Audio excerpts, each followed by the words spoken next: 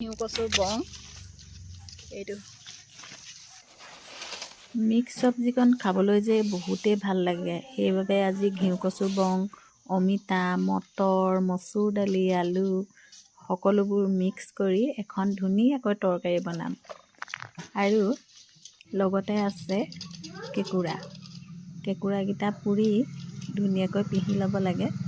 তাৰ পাছতে খৰিচাৰ সৈতে পিঁয়াজ আৰু জলকীয়া দি ভাজিব লাগে। বহুতেই মজা লাগে। আজি তেনেকৈ বনাম বুলি ভাবিছোঁ আৰু আপোনালোককো দেখুৱাই আছোঁ। ব'লক তেতিয়াহ'লে কাটি মেলি ৰেডি হৈ গ'ল। এতিয়া মই বনাই আছোঁ।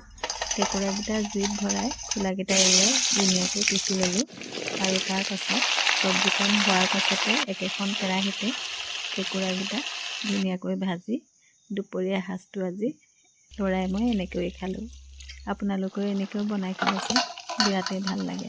আৰু এতিয়া ৰেডিয়ে হৈ গ'ল, গতিকে দেৰিনো কিহৰ, ভাতকেইটা উলিয়াই লৰালৰিকৈ খোৱাৰহে কথা। আজিলৈ ভিডিঅ'টো ইমানেই। Bye bye.